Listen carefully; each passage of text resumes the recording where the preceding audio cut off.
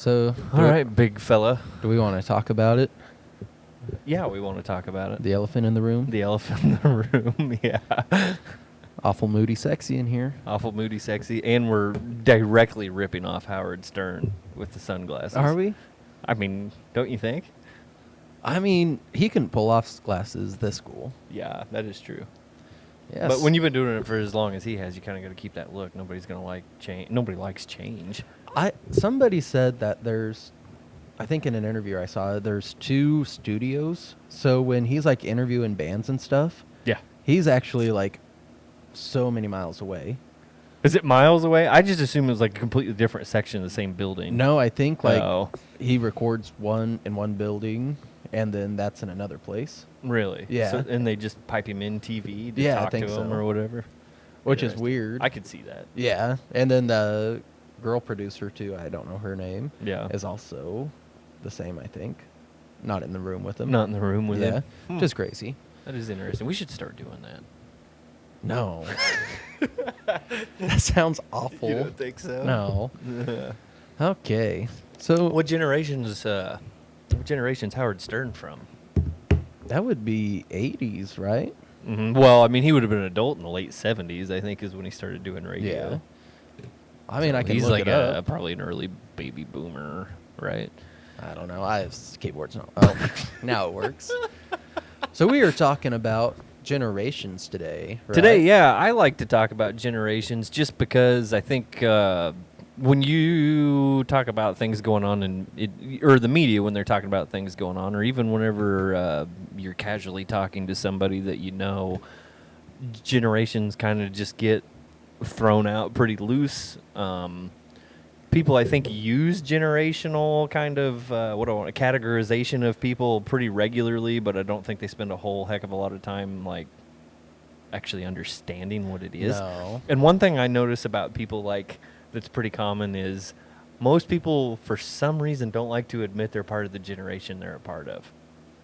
They almost always want to associate with the generation one Above. level up, Yeah. and never the one where they're at, or obviously farther down. Which is it's just funny.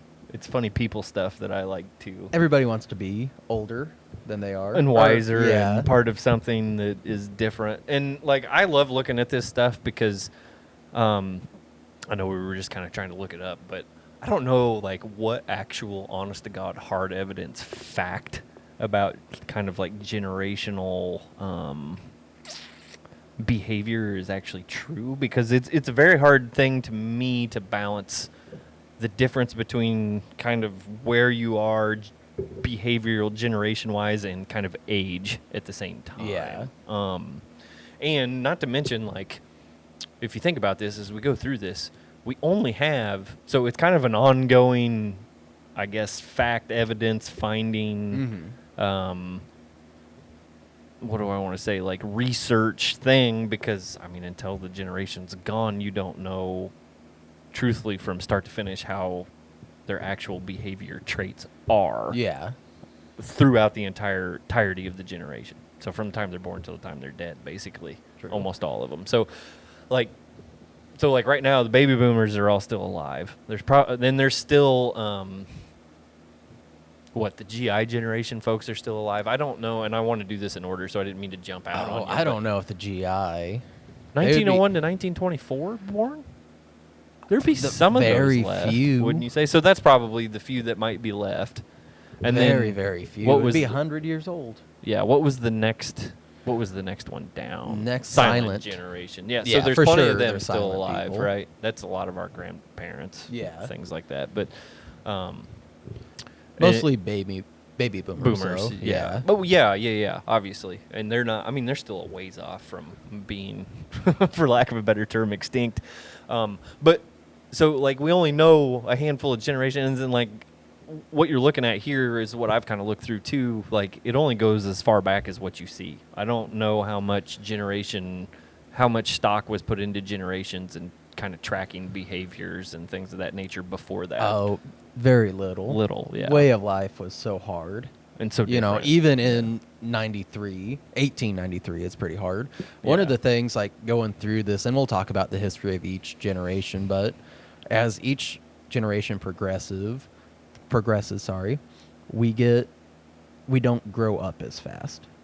Yeah. You know, Yeah. kids today don't have to be working the farm Yeah. or anything. You Like know, at one time, basically as soon as they could walk, they're and working. Yeah, follow commands. Yeah. yeah, all the way up to like the 30s, kids were working in coal mines. Yeah. You know, and now kids. They still would have been if it wasn't for that pesky I know. freaking Child Labor Act. I know, but now the hardest thing kid has to do, what, getting yelled by a t-ball coach? Yeah, yeah. Yeah. Teachers, obviously. I mean, education. I mean, at one time, your education was literally just get out there and do stuff. Your parents Yeah. basically were your educators. I mean, you had school systems, sort of, kind of. Yeah. I mean, you know, there's one-room schoolhouses That and had people got kindergarten to, to go. sixth grade, and Yeah. once you hit sixth grade, Well, you're out. even my grandmother, the farthest she went was 8th grade. Yeah. So I mean, it's sometimes you don't realize how not that long ago, full education as we see it today, wasn't. Oh, yeah. Didn't exist. People like to think like, oh my God, that would have been clear back in the whatever 40s, 30s, Yeah. 40s or whatever, and it's like, yeah, but that's only one generation, True. or 2 generations depending, but Yeah. Well, if you look at even religion, the less than 100 years ago. yeah, I mean, if even I'd go back a little bit further, like 1800s, 1700s. They were the only people, like priests were the only people that could read. Mm-hmm. So every day you'd work and then you'd go to church because it's entertainment. You get somebody, bad way An to say it, education, but yeah, yeah, somebody's yes. talking to you, telling you stories, proverbs, and stuff. It was Yeah. like watching TV when you get home from work, pretty much. In Right. today's term. Yep. You're talking about if you get basically clear back before we colonized, or maybe as we were colonized. All the way up to Yeah. past the Civil War. Well, yeah, Yeah. yeah. More people at some point were, but you had to have money basically to be educated. You know what I mean? Yeah, but that was more of a Europe thing. Yeah. Not so much over here, Yeah. you know. Yeah. And a lot of those early colonizers that were educated came from rich families. Right. you Yes. know. Yeah, and of course, I mean, everybody talks about this, but religion was obviously kind of religion mixed with some type of what is the word I'm looking for like not deity, but because that's obviously God. The word I'm looking for like a patriarch or something like that, where the people, but a mix between religion and patriarchy, kind of what made up your laws at one time. Yeah. Which is what made us decide to Separate. even though I feel like You at c- times, and specifically right now, we're really for some reason struggling with that. An atheist could not concept. become president. You don't think so? Oh, no. Well, you Most might of be right. America is religious, like a large number. Well, yeah. Yeah, they're not absolutely. going people who believe aren't going to vote for somebody Right. like that. Somebody and like it that. just provides moral grounding that you want somebody in that position to have. Position, yeah. Well, and I get that, and I don't like when it comes to religion. I don't have a problem with religion at all itself. Yeah. Well, it's just like anything. It becomes Yeah. corrupt at some point. Well, yeah, and like just what I have a problem with in religion in general is just that I'm right, you're wrong, Yeah. and we have no proof of any of it. It's all based on faith. It's all Yeah. based, which there's nothing wrong with that. I don't think that there's any reason that you shouldn't be allowed to believe what you believe, but I really dislike forcing those beliefs on other people and then telling other people that don't respect that belief that they're just flat Wrong. wrong. When Yeah. you don't know that you're any more or less right or wrong than anybody else. Yeah. You know what I mean? That's what I don't like. I've always struggled with the fear aspect of it. The fear? Yeah, of religion, love. If you don't believe in God, if you don't do these things, like you're gonna burn in hell forever and ever and ever. Oh, sure, but I mean that's no different than if you don't do the right thing, you're eventually going to get caught and go to prison. It's just Yeah. way more over dramatized. Yeah, I mean, just but it's the same Don't- concept. don't do bad things. Right, yeah. That's not that hard. It's not that hard to do. No. Many, again, and I go back to many people have a reasonable moral compass that, pretty well keeps them fairly honest. Are people 100% honest and 100% moral 100% of the time? No, I don't think I that am. exists out there. Yeah, I can tell by your hair and your pit vipers that you're not. But, When I got these, I said, I dress like a baseball coach that's going to yell at your kids. Yeah, yeah, exactly. Yeah, you just need some maybe some more. I don't know, Tighter vibrant shorts. shorts. Yeah, tiger shorts, triangles, whatever. Looks like a carpet pattern. But yeah, so I do want to jump into this the best I can. I think this will probably something we won't do just the one time. I really don't like to because I absolutely love talking about this Yeah. stuff. It'd be fun to talk about it with other people too. But so Lost Generation. yeah, we start with the Lost Generation, which this has 1893 to 1900. So I kind of want to talk about that too. And this is kind of, it's not an exact. We're going to use these dates that we're finding here that are, close. The thing with generations that is difficult is it should be roughly 20 years separation is what they define as a generation. Now, where they started recording generations and what year, there's variances into that. And this is why I say I don't think it's an exact science, you know. But like this one's kind of like we were talking about. This one's kind of a weird one. 1894 to 1901. That's not remotely clear. Or 1893 to 1900. That's only 7 years. So that's really. It should be a little bit before that. You know what I mean? In my opinion, because you got 1901 to 1924. That makes total sense on the next one. But that's what it is. And then inside of these areas, you do have pockets. And I believe when you're inside of one of those pockets, just for easy reference here, let's say you were born in, like my parents, one was born in 61, one was born in 64. They're technically, by the letter of the law, late boomers. Yeah. But they also, whenever you're in that kind of spot, you're also kind of an early Xer in their case. You know what I mean? And like growing up with my parents, the best that I know them, they're very much not like what I would say middle to the first part of the boomer generation. And they're nothing like the part of Gen X that's closer to millennials. You know what I mean? They're kind of a bizarre mix, sort of. And that goes on for a lot. That happens a lot. Yeah. But My dad was a baby boomer.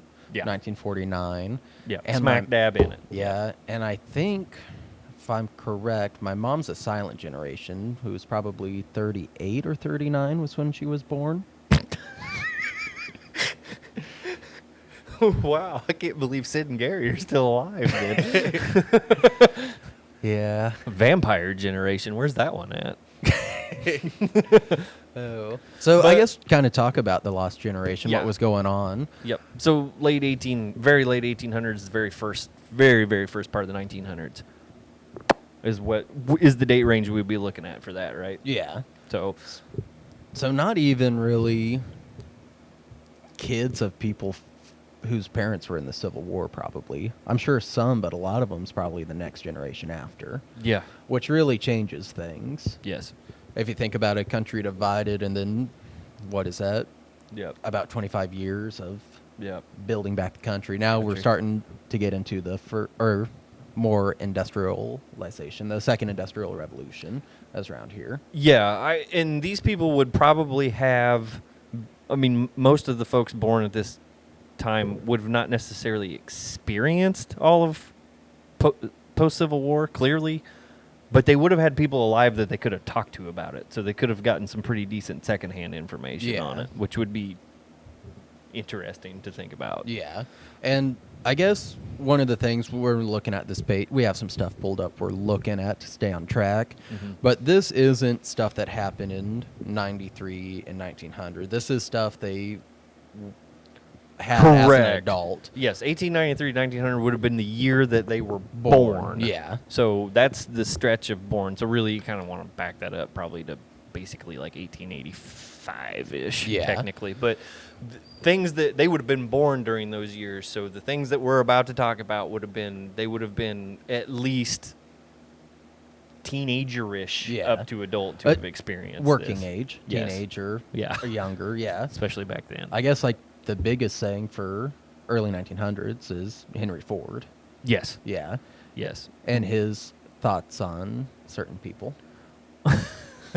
I'm kidding. I'm I'm kidding. kidding. No, but he revamped the assembly line, which is 200 years old, actually, at this point, right? yeah, but well, at this point, yeah, 100 basically when they would have first kind of started it according Yeah. to that. But this is when you went from, I mean, they used to have an assembly line, but this But is not whenever mass. not mass. Yeah. So this is when you went from like an assembly line of people building, depending on what the machine was, maybe 6 a year, something like that Yeah. on average, to building 100 a year, Yeah. something like that.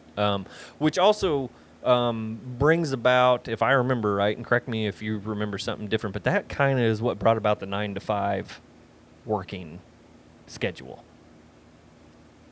from what I remember. That I couldn't tell you. Because it's what brought in, it's what made factory work. So you come in and worked on your assembly line 9 to 5, 8 hours. Yeah. And that's what I remember being taught to me. Now I could be wrong, but they're the ones that when they revolutionized that, that's when they come up with the basically what 9 you're to familiar with, 5, the 9 to yeah. 5 an 8 hour working day, and then that's what you worked and you were done. Do you think back then? I don't really know, but did they work? They probably didn't work overnight. I don't know how. I mean, electricity was available. I don't know how I don't know how Yeah. widely available at that point. I mean, it would have really picked up in the early. I mean, they would have Because grown this would up have with been, it picking up. they'd be running coal, yeah, right? Yep. And by But they would have gotten into gas. yeah, So based on the research I was doing before, the late 1700s was coal was king, and then right as these people were getting born and then growing up, gas, Yeah. internal combustion engine, doing things with gas that's whenever it got kind of regular or normalized. true.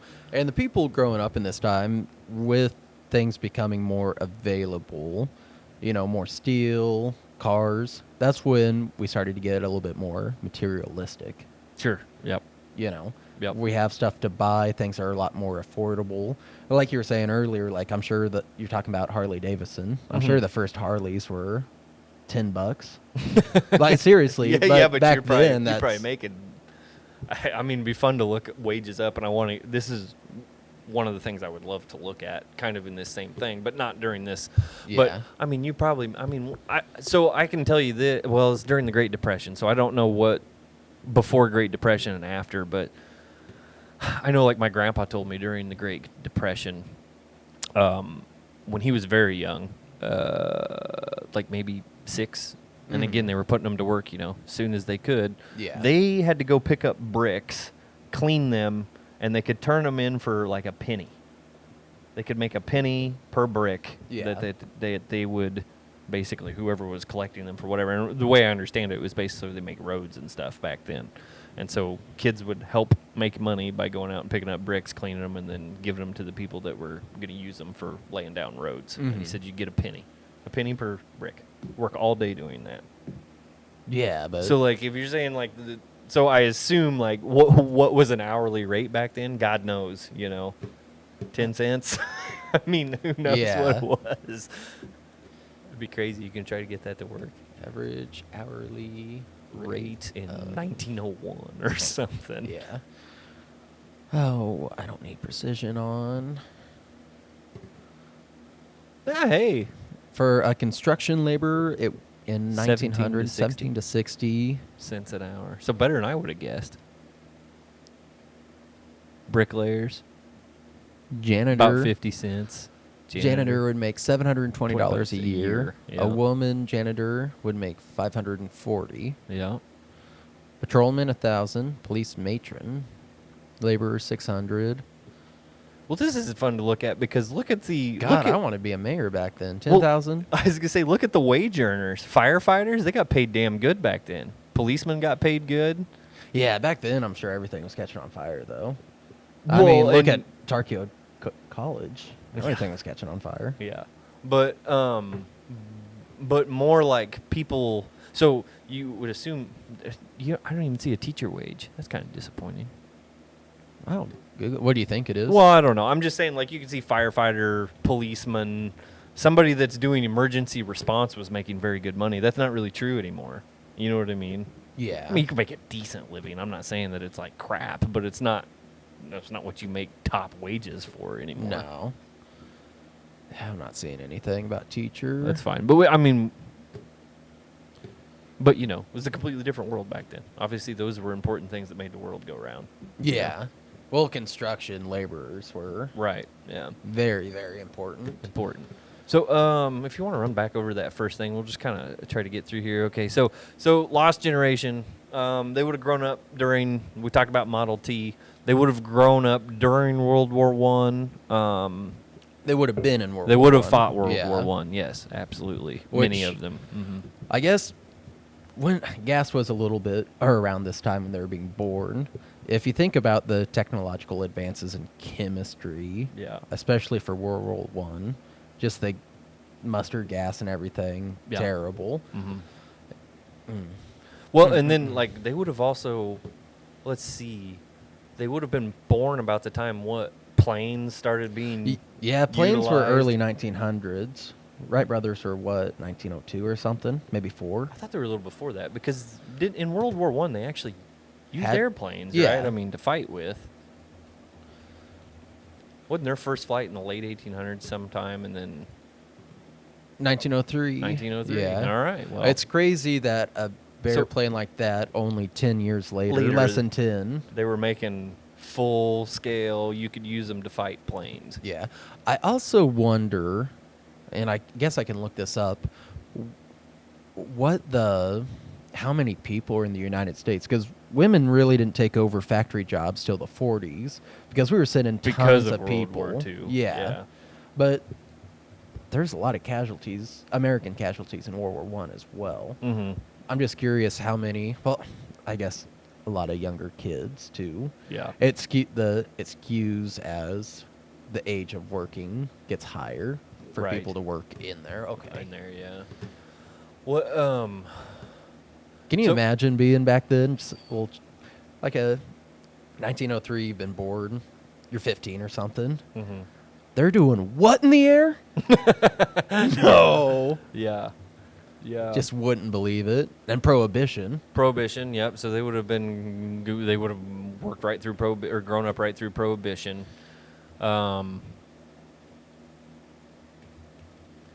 Ew. 1920 to 33. 3. Okay. So It's- they would have pretty well been adults during Yeah, it's Prohibition. crazy having everybody come back from World War One only to take booze away. Which I get it, it's not going to help PTSD at all, Right. but it's weird. It's weird, you think, Yeah. because they didn't let them treat themselves with alcohol. Have you ever seen the movie All Silent on the Western Front? I don't think so. It's a World War One movie. It is so good. And why did they want to do Prohibition again? I feel really bad about this. We're kind of getting off topic, but I mean, why did they? I'm trying to remember. It's stupid because I knew how British had learned by Americans. So they drank illegally at speakeasies. Just because a political party decided they wanted rid of it? Why prohibition?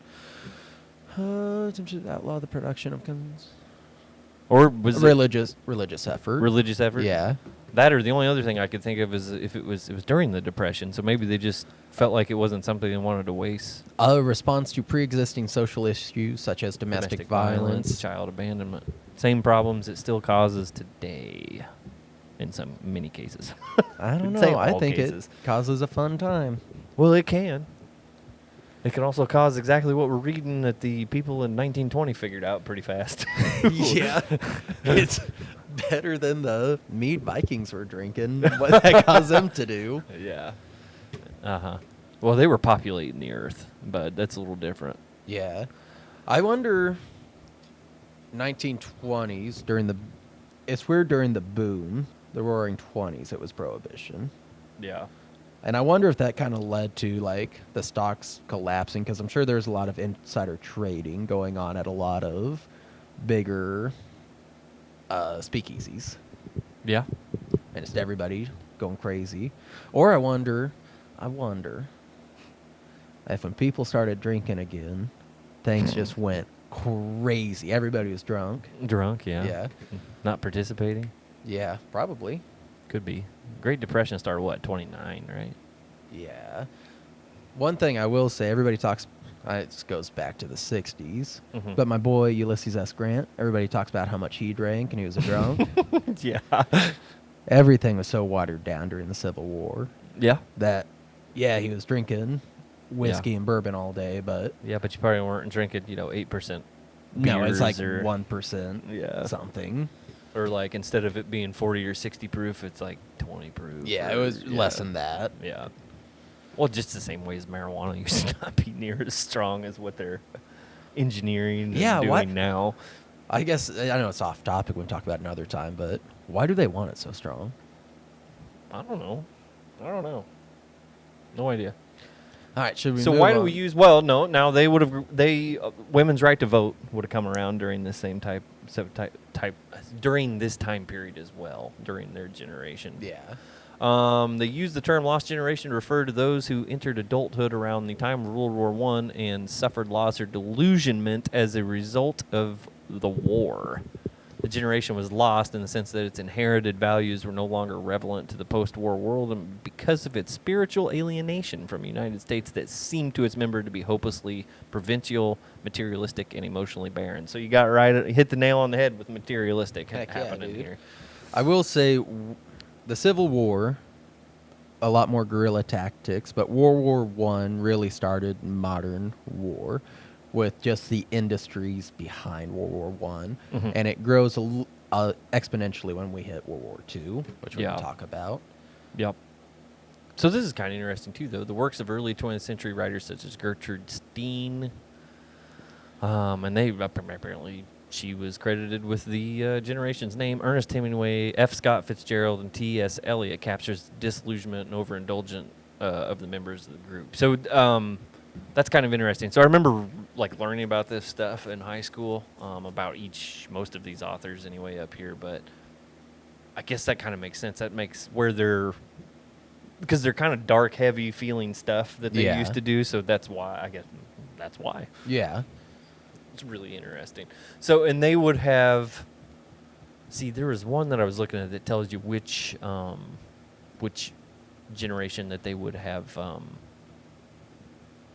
parented, basically, which ones that they would have produced. Well, they would have produced the Greatest Generation, and that's not my generation, right? Or That's my may generation. yeah. Well, let's see. Yeah, they would have been producing 1901 to 1924. Yeah. Okay. I do like the Yeah, last but line most you of us, just so read. like most of us aren't.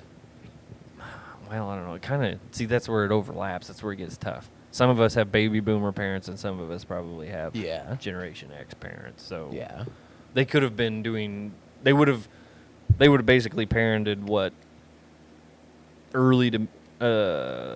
They could have even parented some of the. So they would have parented the greatest or GI generation, and then potentially some of them would have parented the early. Should be what the silent generation, I think, is what's next. So Yeah. that's kind of interesting. But anyway, No, the next generations. Oh yeah, I get what you're saying. Yeah. And I guess we kind of jumped ahead to the Great Depression. 'Cause yes, That's more this generation, but Generation, yeah. obviously they ran through it, Mhm. or went through it, not ran through They it. went through it. Yeah, they would have Yeah. been older, but yeah, they would have went through it. The Greatest Generation, 1901 to 1924. Yep.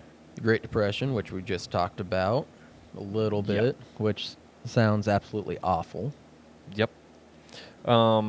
But they would have been alive during World War II, and they would have fought World War II. Yes. And then would have been there for the cleanup post World War II, like FDR's New Deal and kind of the restructuring of the way the United States Yeah. works and largely still works today. Now, fun fact about Pearl Harbor and my life. Mhm, Well, mhm. actually, two. Yeah.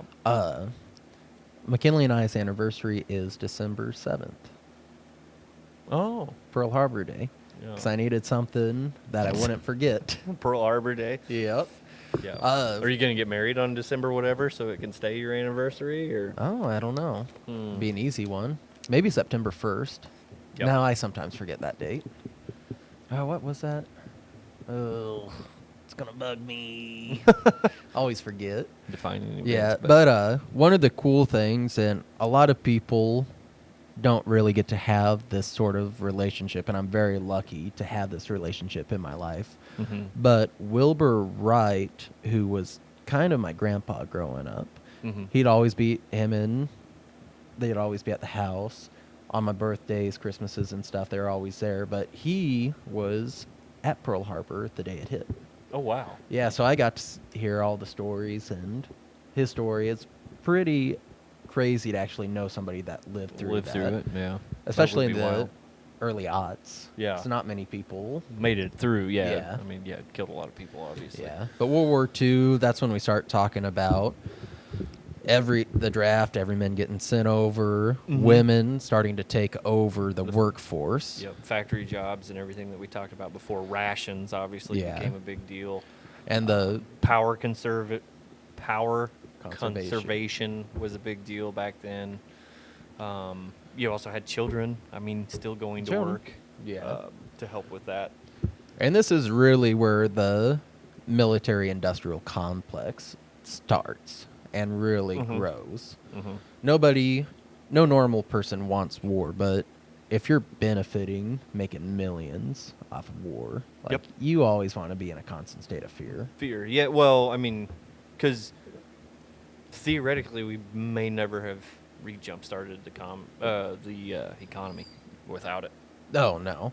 And I know this jumps way ahead, but when America sends like money to Ukraine, Mhm. it's not like we're just sending money over there all willy-nilly. Yeah. It's kind of like we're sending money to these manufacturers to make arms, bullets, and that's being sent over. So it's not like just a blank check being sent over. And that's one of the things people don't really think about or know. Yeah, my biggest thing on that, and I think we talked about it with Dr. John at one point. My biggest thing on that is, and this is also important, kind of because NATO would have come about Mhm. after all this. They tried they had one after World War II that Woodrow Wilson put together, and I cannot remember what the name of what it was, and it didn't really work. So then after World War II happened, would have been Stalin, Churchill, and Yeah. FDR and all them got together and reworked that into NATO. And I'm trying to remember what the name of that. You aren't that- thinking of like the Axis powers and stuff, right? 'Cause No, the that's name just of the name of groups, the yeah. groups that were in the war. This was they had a first attempt at like the United Nations, League of Nations is what it was called. Sorry, that's what I'm thinking of. League of Nations, and then later they formed the United Nations. Yeah, this was 1920. 20. Yes. It didn't really work. And then they got the UN, which I mean, some people still think that doesn't work. But NATO also came about after World War II. And so my whole thing with the money thing, when you're sending it to Ukraine, or whether you're sending it to whoever, post Yeah. post UN, whenever NATO really come into effect, is because those leaders sat down and realized that after 2 world wars, they sat down and realized, okay, what happens to one of us affects all of us. The world's not huge. It's, Yeah. The world economy is not as big as you want to believe it is. Like, if we're fighting over here, it's just a matter of time before it causes problems down the line for somebody else, right? Oh, especially when you talk about oil and stuff. Any Yeah. type of commodity that we have to have. You know what I mean? If somebody gets in control of that commodity and you can't get it from anywhere else, you're screwed, right? And Russia has one of the biggest gas reserves, correct? They refine. Refine. So there is not a lot of money in refining. I mean, there's some money in it, but there's not a lot of money in it. There's not a lot of people that like to do it. There's not a lot of people that like to have the infrastructure, keep the infrastructure to do it. But it's one of the most, it's a necessary process to Yeah. have gas. So this is something else that, not to get super political, but Russia agreed to do a lot of the refining for the world. The United States agreed to send most of what we do for refining to Russia as well, because we didn't want to do it ourselves. So we actually produce oil. So the common misconception out there is that we're not much of an oil producer because there's been, a few things that we wouldn't allow people to drill in a few places. But Yeah. we still produce a lot of oil. Well, it's We something- don't refine it. It's like 46% of the oil used in the United States is actually made or gotten from America. From the United States, yeah. So you're getting refined. What the problem is? It's not the oil; it's the gas. You have to Yeah. get the gas back. We've tried off and on, I think, throughout history, and somebody could fact check all this stuff because I can't remember. I only know what's kind of gone on recent, like say in the last 5 years. But we shipped a lot of our refining over to Russia. So, but I kind of got off track there. But what they Sorry. realized, so they put this thing in place because we're talking about sending money to Ukraine. You kind of because these things are because we understand that what happens between a few of us affects all of us, right? Mm-hmm. And even worse so if I don't know, if Russia got all of Europe or if Europe got all of Russia or whatever the case might be, that's something that we don't want to have happen. So NATO was put together to prevent that type of stuff from happening. And what happens in that is the logic is you can basically pay for it up front or you can pay for it on the back end, whatever you're more comfortable doing, right? So that's kind of like no different than when we got into Afghanistan. I don't know if you remember, but everybody kept thinking it was going to be like Vietnam. And the second time, obviously, when we got into Afghanistan. And I remember, the actual war lasted, was it a month? Something like that? I don't know. But you don't have to look this up. Whatever, it was a very short period of time. And I remember all these political cartoons coming out when I was in high school about, stop. They did a director on set. Stop, where's the Vietnam? This war was so quick. It was so over. Everybody said it was going to be like Vietnam. And it was exactly like Vietnam. We didn't get the hell out of there until, 4 years ago? Yeah. But it's also the war different. was over. Yeah. But the problem is you're responsible for rebuilding what you just destroyed. You know what I mean? And let's say Russia did take over the Ukraine and then continue to take over European countries. Well, we can't have that, right? No. At some point we have to get involved. And throughout history, Americans have been a country that don't like to get involved until they absolutely have to. Well, I don't blame. Just getting involved overseas costs so much money. It's a lot cheaper for European countries to settle it over there because, Right. I mean, 40s you're talking about cars and trains. Mhm. You're not really transporting thing by plane. Yes. But in my opinion, if you're not actively involved in the front part of that, somehow financially, then you're going to have to get involved and get in a war, and then we feel like we're one of the most powerful nations in the world, and Yeah. I'd say that is still true. If you go over there and you say in the Ukraine instance or more of Europe, we go over there and we defeat Russia with the help of Great Britain or whoever else, all three of us are then responsible to rebuild that country and put democracy or whatever back into place, right? Yeah, but that's kind of what the United Nations and NATO's for. Yes, but the money comes from Everybody. the countries that are in it. Yeah. You know what I mean? Yeah. So, it's just not this whole we just got to stay home and worry about ourselves. Well, it's not as straightforward It's not as black that. and white It's not like black that. and white like that. It's just at what point are you going to get involved? You know what I mean? Because at some point you're going to have to. Yeah. And the idea is to be involved early, to be preventative of having a giant mess that. Yeah. I mean, you have to prevent genocide. Side. Right. Somebody has to. Has to. At some point. Yeah. Now, can you ignore it for some point for a while? Yeah, maybe. But at some point, you're going to have to be involved. And the other problem is you get everybody in the same room. Nobody is pro-genocide. You know No. what I mean? Similar to when we were talking to Dr. John the other day when he was talking about the Yugoslavia thing and talking about those people's story. You sit anybody down that sits there and says, we don't need to help people, fuck other people that aren't in our country, and I don't give a shit what happens to them, all that, and you read that to them, they're not going to sit there and honestly look you in the face and say that that's okay. Yeah. And they support that. No. Anybody that goes through it's going to want to Help. stop it. Yes.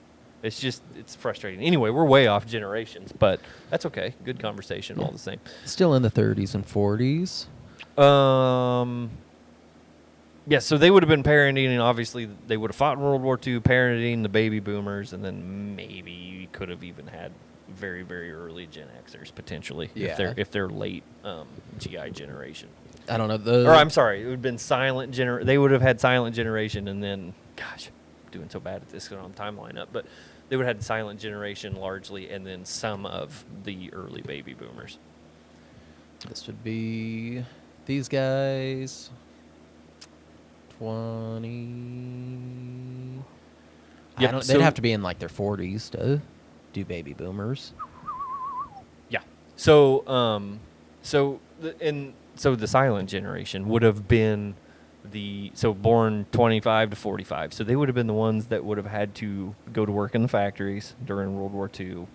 They would have probably largely grown up raised by their mothers and groups of women. They would have had to go through the Korean War. They would have grown up during like the space moon landing, McCarthyism, and the Cold War. So this would have been the group that would have been, thanks to McCarthyism, part of the what am I saying, anti-communist movement. Yeah. Really, particularly against Russia, but in general, Well, anti-communism.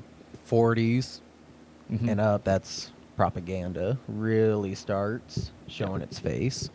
Did we can we Yes. back up real quick though, because what they were known for, and it's kind of bummed me out a little bit that there's not a whole lot of behavioral information in this, but maybe we'll get there because I see there's a couple things in here. But Tom Brokaw is credited for naming the greatest generation. They were sometimes called GI because they had to fight World War II. Members of the generation are known for their strong work ethic, high morals, and sense of duty, which I tend to agree with that. But from the few that I know, they tend to avoid divorce and debt. That sounds totally right. Mm-hmm. There's can you ever think of grandparents that you knew were completely unhappy, but they stayed together because it was the right thing to do? They built modern America by helping to develop its infrastructure and gave rise to the suburban middle class. Yeah, one of the things we should probably touch up here is, well, one, the fireside chats were very important because that was kind of like the first time in history where everybody would gather around a radio and eagerly listen to see what's going on. To get information. Yeah. Yes, you weren't doing it by basically getting your information in arrears by some sort of paper or something you could read. Yeah. Yeah. What wasn't Lovecraft? Was it Orwell that did the Invaders? What is that? Well, it was War of the Worlds. Was Yeah. that this time? Was that around? Because that was pretty detrimental to a lot of people. Would have been in the 40s, wasn't it? I mean, something like that. Where I thought it was real. Yeah. Yeah. I can't imagine. The war radio. War of the 38. Worlds, 1938. Yep. God, I can't imagine. Just People just turned on thinking it was really happening. Yeah. They didn't realize it was entertainment. Yeah. Imagine how many people didn't even think about aliens or anything out there, and then all of a sudden you're getting invaded. Yeah, I know. That is wild. Yeah, but well, the other thing I was going to talk about, World War II. World War II is kind of the reason, or not kind of, is the reason our interstate system is set up the way it is. Oh, I got you. Yeah, so if a war were to happen in the United States, the interstate systems are built to land aircrafts on. Mhm. All the signs are pretty much breakaway signs at a certain speed. Yeah. So if a plane were to land, Mhm. it hit that way. Everything's connecting big cities to travel. Uh-huh.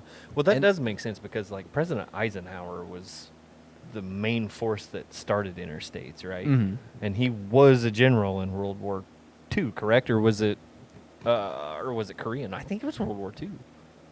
So it makes a lot of sense that their policy would have been still continuing to be based around that.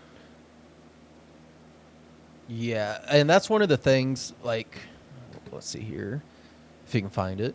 That's one of the things. Click military career right up there underneath his thing. This? Yeah. No. Oh, there it is. Hey, try dark mode. Military, 1911. Okay, after the United States War, General George Marshall, commander of the American forces forces in Britain in June 1942. Yep.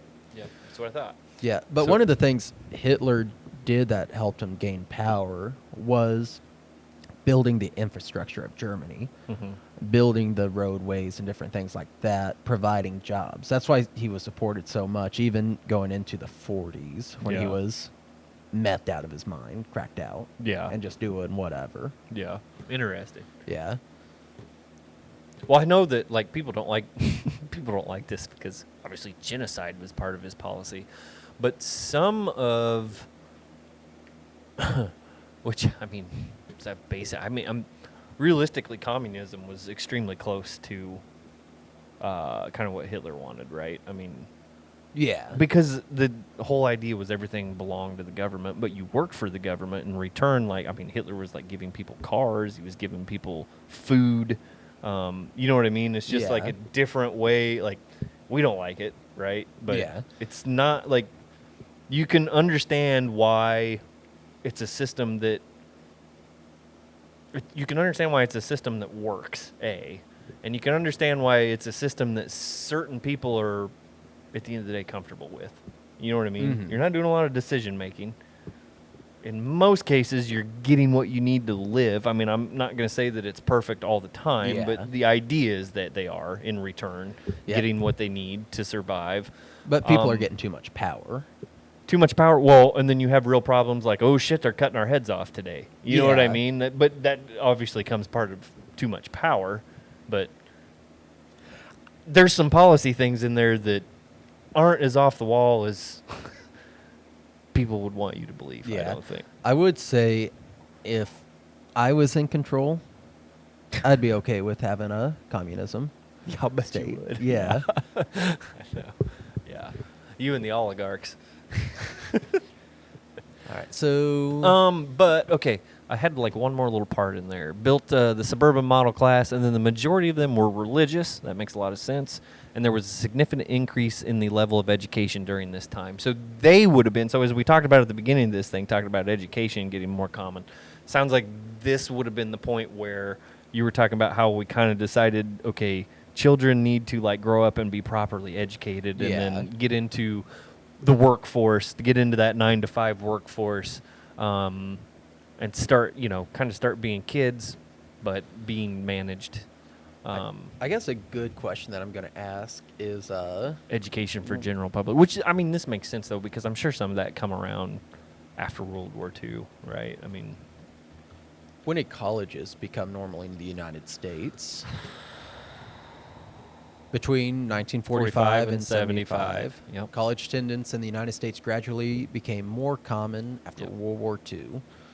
Makes sense because I know there's some colleges that date back to the 1900s and Mhm, probably before on the well, East even Coast. this one, right? I mean, Uh, originally, In wasn't eight- it late 1800s? in 93, the first college burned down. No, 92, and was moved up to this location. So 92, that's 9 years. So 83 is when this started. Yeah. 1883. Yeah. Yeah.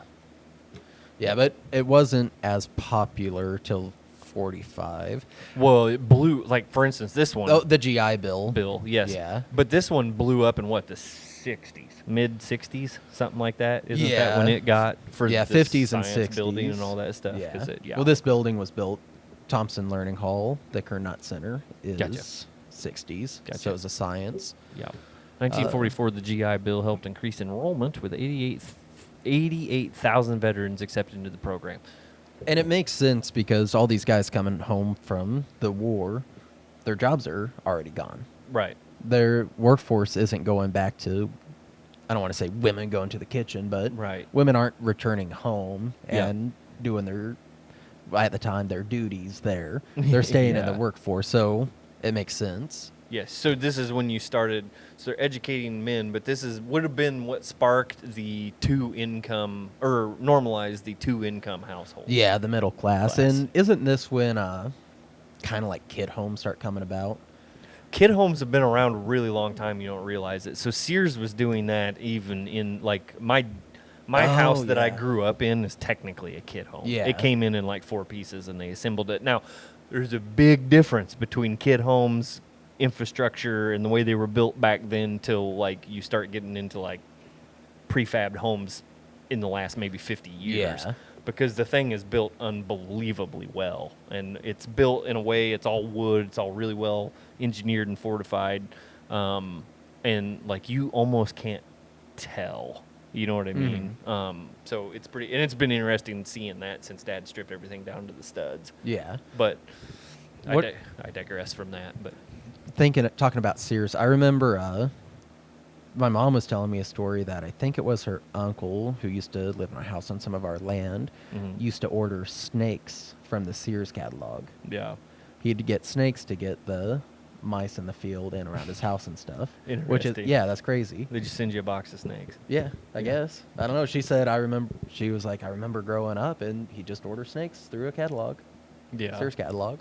Well, this is kind of interesting, too, kind of jumping back slightly. But during the Great Depression, college enrollments increased as institutions cut budgets and sought out business and industrial projects for their faculty.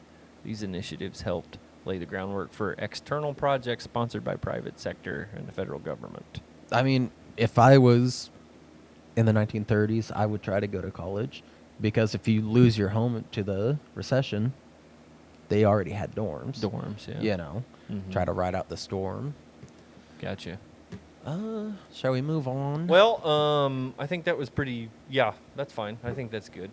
The silent. I feel bad because most we can do, we can maybe talk about this group, but we don't know too many of the groups, you know what I mean, up to this point. Yeah. Our grandparents, some of our grandparents is some, in some cases, but. Yeah. So the silent generation. I don't know what you're looking at here. Moment of silent generation. I'm just trying to. So Korean War, which So they would have been born 25, 45. yeah. Yep. Okay. The Korean War, I feel like, always just kind of gets brushed over because you have World War II and Vietnam. Yeah. But the Korean War was horrific. Yes. And all those guys just came home after terrible atrocities of war and just, oh, I'm back. This life. Well, one important thing, so the McCarthyism thing is really important to talk about because, so we talked about, well, I'm thinking MacArthur, not Senator MacArthur, but we very, very nearly, because of, it was Douglas MacArthur that was the general during the Korean War, correct? I think. We had to stop him from basically, his plan was to go in and kill everybody and communists, right? Like we had to stop him from basically trying to do very similar to what, you know, Russia and Germany and all those were trying to do. They had to stop him basically. He defeated North Korea, and his plan was to keep going, right? China and Russia, and they had to stop him from doing that. Yeah, if this works, I can pull it up for sure. Or the actual, like, plans. Well, just scroll down and click Korean War. No. Oh, Up there in your search bar. Oh, up here? Yeah. So Douglas MacArthur Korean War. Show more. Okay, UN forces. MacArthur withdraw from North Korea. A series of defeats on UN forces, forcing MacArthur to withdraw from North Korea. MacArthur also publicly disagreed with Truman about the war's conduct, which, along with other reasons, led Truman to relieve him of his command in April 1951. Truman cited MacArthur's overstepping of his authority, defiance of direct orders, interferes with his hopes for a quick end to the war. Yeah, so he just wanted to keep going. Correct, yep. War hungry. War hungry, yep. Yeah, he basically was getting to the point where he wanted to commit genocide of anybody that was related to communism, if I remember correctly. Well, no. All right. I'm just saying, it's different when America wants to do genocide, right? Because obviously our intentions are good. Yeah. You know, we're just following orders. Yeah, how do you, yeah, you want to open up the whole good and bad debate? I don't think that's good for this podcast. America's today, always but good, dude. Yeah. USA. So, run back out. over. Let's go ahead and keep talking about the old silent generation. Like I said, most of this is our grandparents. Some of you Yeah. might have GI generation grandparents. Cold but- War, and we we talked about this with Dr. John, all the kids learning to, Get under desks. and- for bomb. I can't imagine living in fear of getting bombed. And this is when this is the generation that first would have been exposed to like the real possibility of nuclear war. Yeah, right? well, I mean,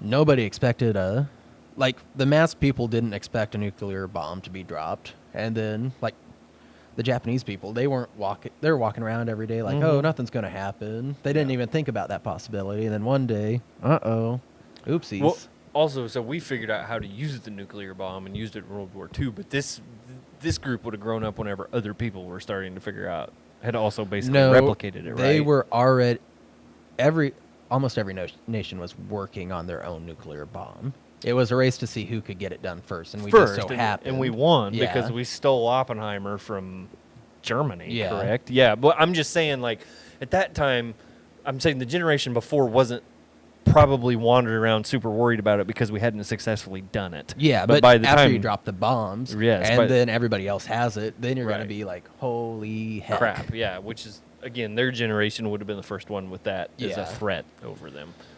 And then they would have been adults whenever the space moon landing happened, so it's kind of interesting. 64? 69? I think it's 69. I'm almost certain of that. And do you think it's fake? Yep, 69. I don't know. I really don't. I don't either.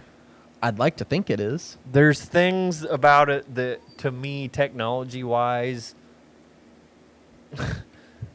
like, how did they broadcast from the moon back to Earth? Radio waves, dude.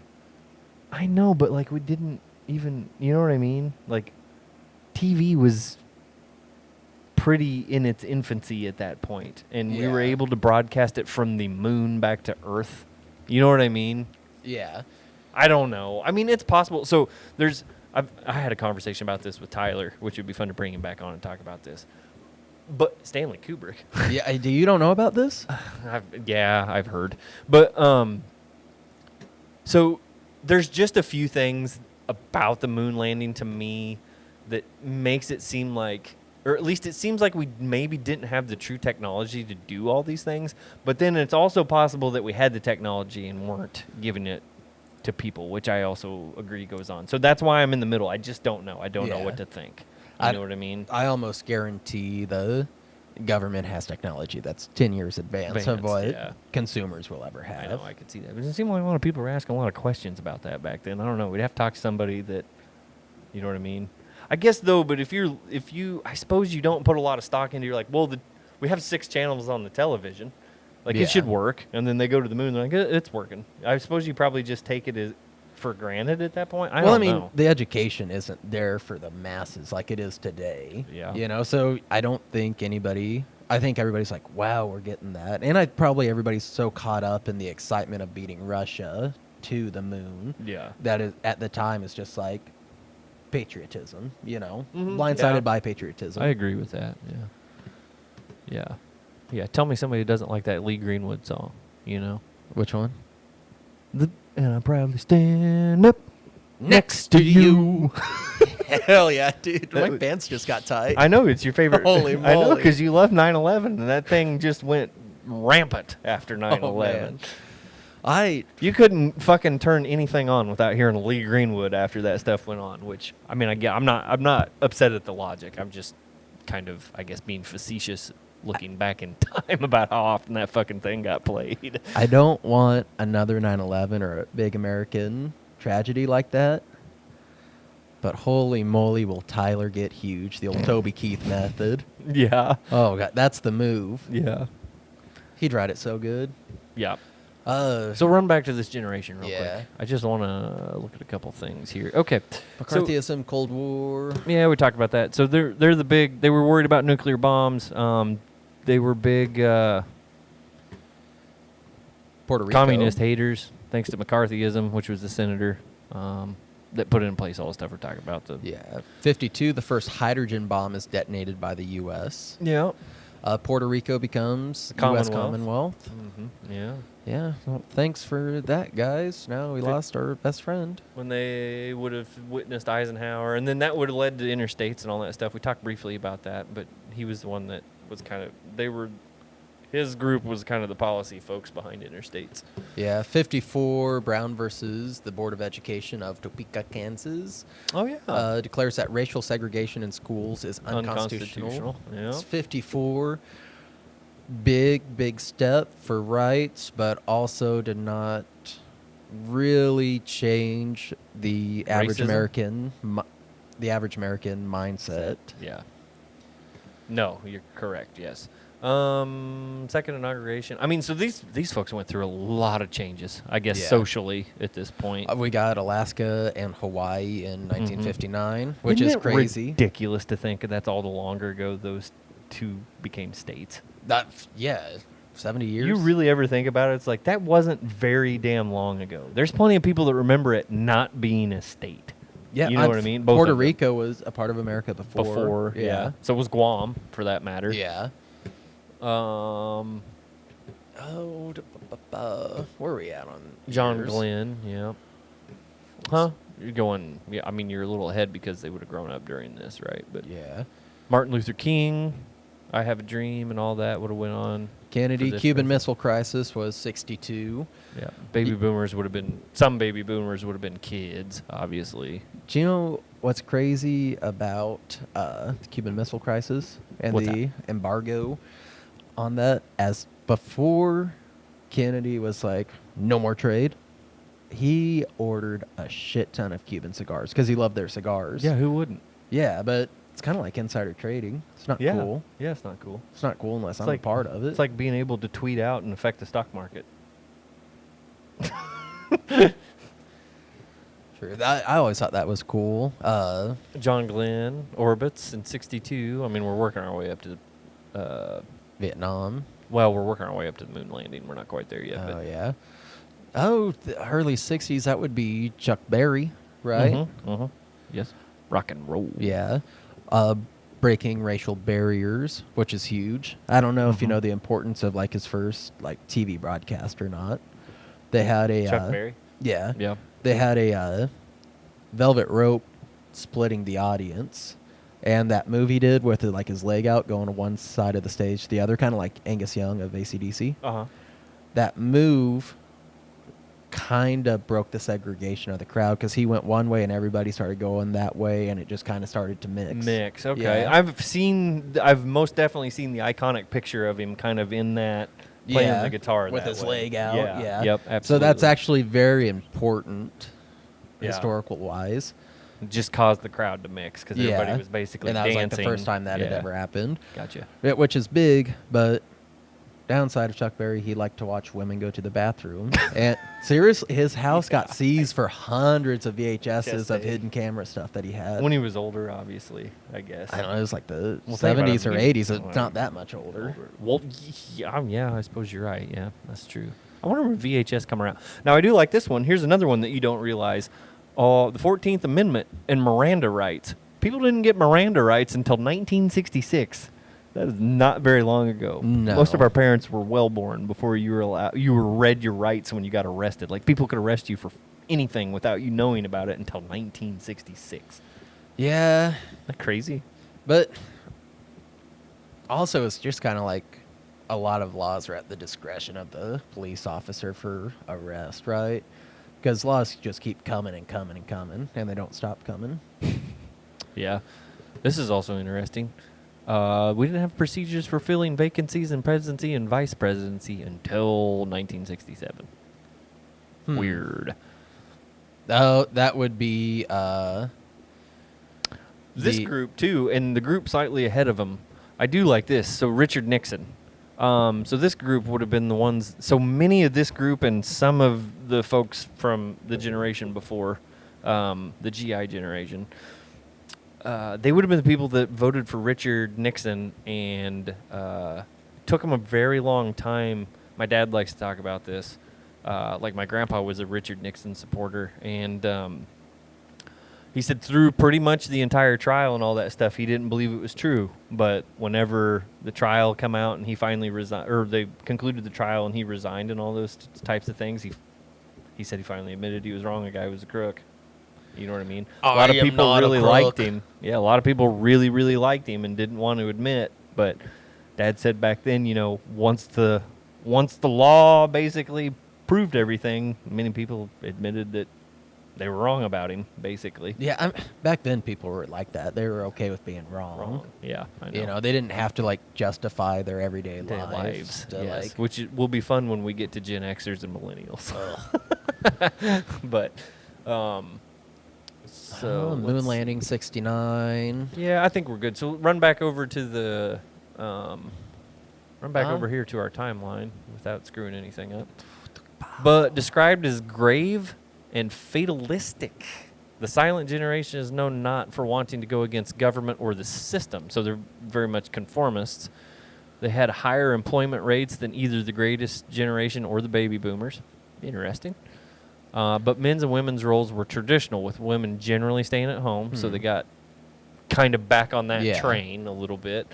Women also had children at an average younger age than any other generation, so that's when they started having children young. Probably, well, I don't know, that's gone on forever. But it's probably back to being, it was a little more common that men and women were probably getting to be, 8-10 years apart or something like that whenever they were having children. Men tend to stay at their jobs their entire lives. Yeah, I could see that. So that is not unlikely. And no matter what, you got a job and you stayed at your job. Divorce and having children out of wedlock were taboo.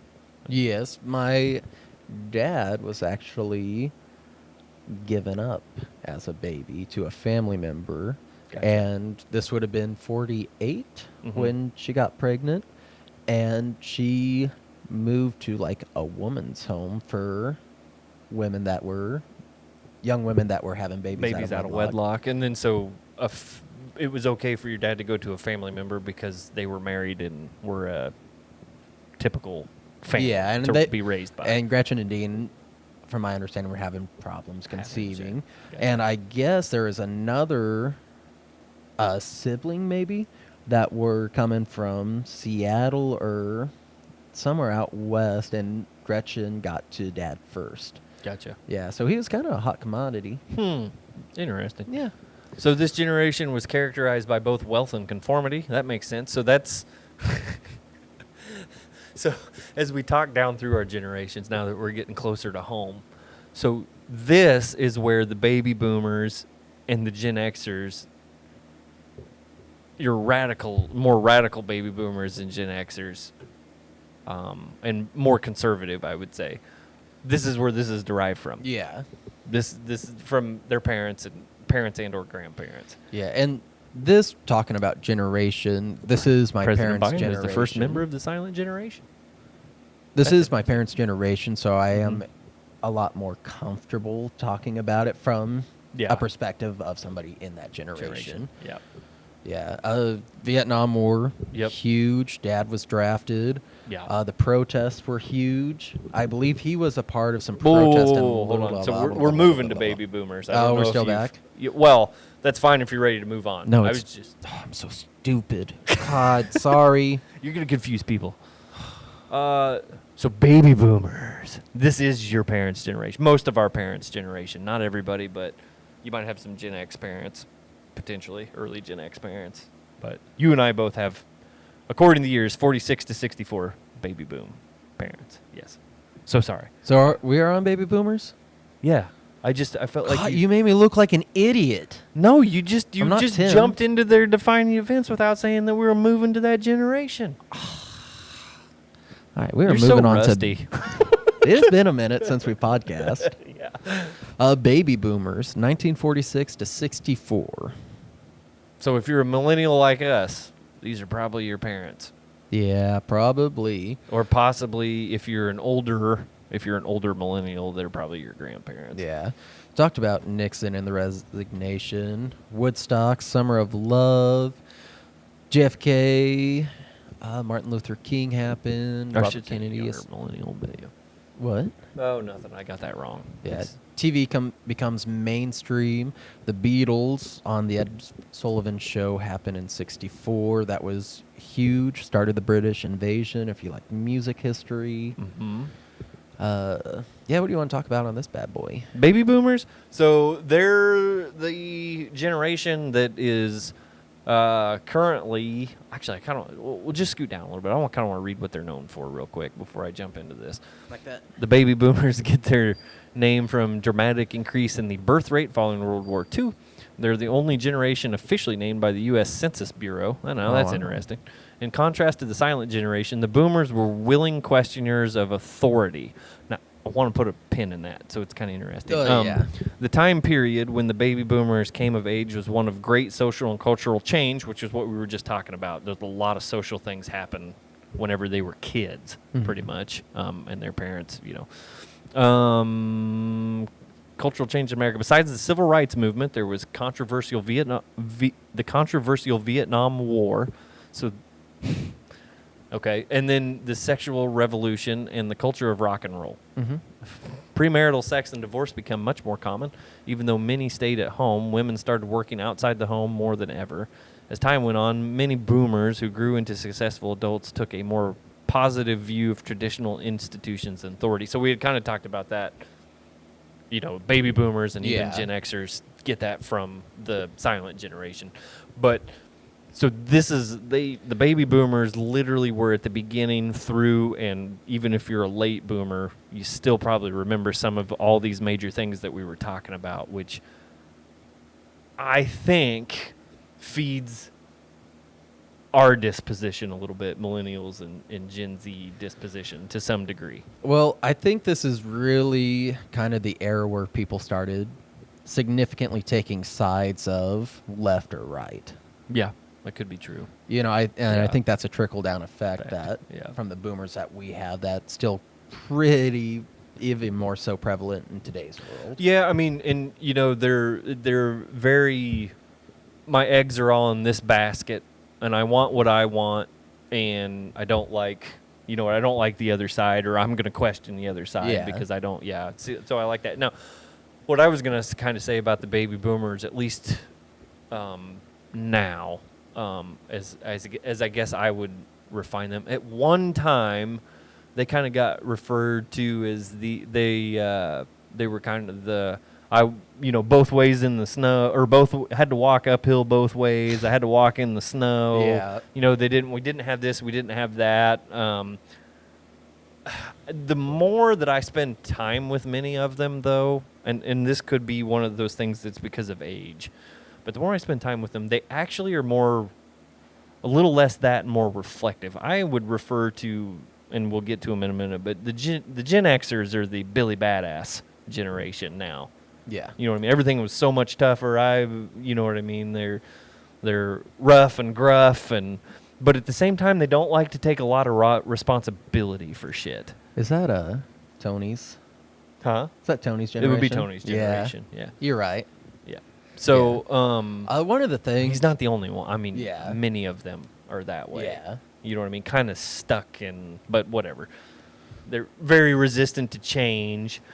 And they take so I think it's funny that the boomers were questioning authority, but I think when we get to the Xers, real problem with authority, because they were raised by people who questioned authority to some degree, right? Yeah. So naturally they, there's a lot of things about the Vietnam War and this era that really shaped the generation. Yeah. The TV becomes mainstreams in homes. That's mid Yes. 50s, Yeah. early 60s, that area. Uh-huh. But Vietnam was the first actual broadcasted war. yes, We'd have people that got coverage. Yeah. Basically, yeah. Yeah, and the people over there felt like they were fighting for nothing. They pretty much were taking one hill and then moving on to the next hill, and then that hill would get retaken. It Yep. was pretty pointless in that term. A lot of people seeing the war, hearing that it's pointless, that really started to cause the protest and different things. Yeah. And that's really where you get the separation. People don't want to be war. They don't want that war industrial complex. Right. So I'm kind of interested in this. So I would assume that you've got late silent generation that would have fought in Vietnam and early boomers basically that fought in Vietnam, right? Well, shit, hell. I would not yeah. be late silent. You don't think so? No. Well, scoot up here now in just a minute. Because if they were till 1945 and we got involved in Vietnam in, 60? Well, it started in 59. We didn't get involved till what, 62, 60? 60 Gulf of Tonkin. Let's see here. You might need to 50 look at November 55 to 75. Yes, it was a 20-year war, and we didn't get involved We're until there for 11 years. 62, wasn't it? Timeline. Let's see Combat, here. 65. 65. Yep. Yep. So Dad was over there 71 to 72. Yeah. So but go back, because if you were born, because some of the late silent generations were born in 45, so someone would have been 20 when they were going over there. Yeah, true. And then your early You're right. boomers, you know what I mean? So it would have been late them and early boomers fighting that, but then it would have been young boomers treating them all like shit when they come back. Yes. You know what I mean? Yeah, Dad got spit on flying into San Uh-huh. Francisco. Yeah. And he remembered that's, yeah. Yeah. So the point I'm trying to put here is when we talked about the time period when was one of the great social and cultural changes. No. Okay. In contrast to the silent generation, they're willing to question. They were questioners of authority. But the biggest thing that I've read about baby boomers is as they aged, they don't like to admit this is the way they behaved. Yeah, So- I don't think anybody wants to. Well, I don't think anybody wants to, but like it's like they're a generation that was so polarizing that they kind of, as they got away from like these types of movements and things, they kind of like to withdraw and tend to like to pretend like their behavior wasn't like that.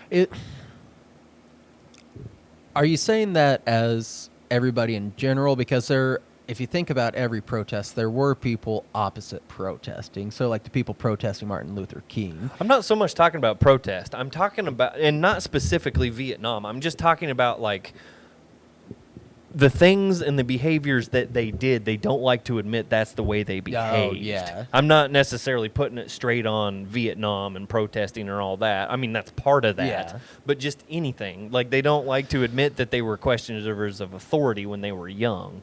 Yeah, well, once you grow up and you kind of find your place in a society, because a lot of these people at this time where they're doing that, just Yeah. like anybody defying the law in their early 20s, you know, Yeah. it's just kind of something you start to do. You know? yeah.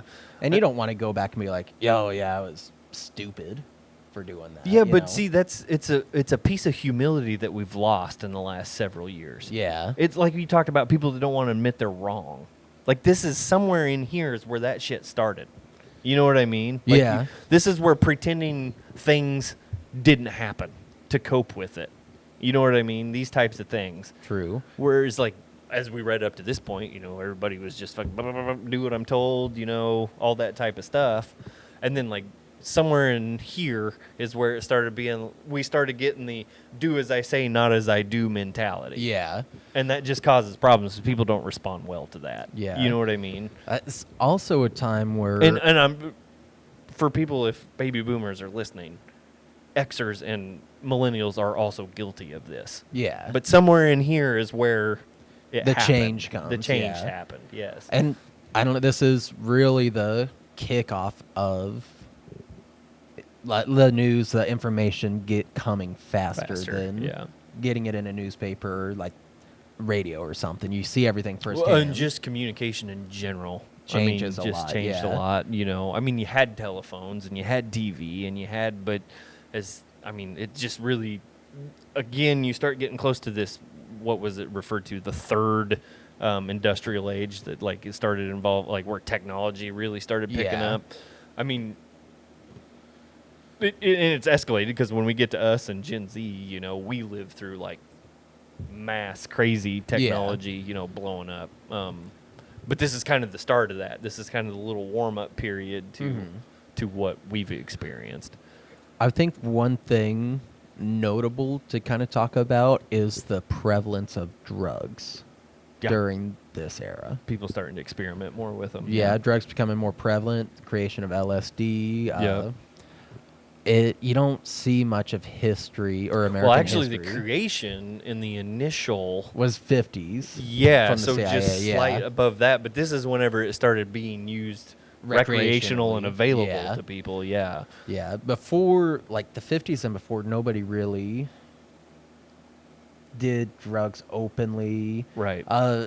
Cocaine was okay. Okay. Well, we just didn't you were understand. allowed to have it. Yeah, they didn't understand the health Yeah. effects. the Weed long-term used to be okay, but then hemp was going to be cheaper to make than newspaper or actual paper, Mhm. and that's going to put big companies out. So Yeah. that's where that reform came. Yeah. I believe that the normalcy of drugs really kind of led to the sexual revolution there. Yeah. Because that's when you get Playboy, the late 50s, going into the Mhm. 60s. That changed everything. Did you ever watch Masters of Sex? No. I didn't get through all of it, but it is most definitely worth a watch if you ever get a chance. If I wanted to watch a Master of Sex, I'd just put a mirror in the bedroom. like you don't already have one. Lucky Ken. Yeah, she is lucky. I was going to try to think what I was saying, but yeah, not to get too far back off of this, but how long have we been going? Do we need to save like? Hour and 20 minutes. Do we want to two-part this and jump into Xers and millennials after? Yeah, I guess we could. We could. I think we could probably spend basically the same amount of time on. Yeah, that. probably. So, I think we'll leave you here and we'll do a part 2 of history throughout generations is basically what this thing is Yes. looking like. So it'll be fun because I can't wait to talk about X's and millennials and even Z since we have a lot of firsthand knowledge on all of that. So I'm glad the last thing I kind of said was how good at sex I am. Kinley's not going to want that out. yeah, well, she's getting it.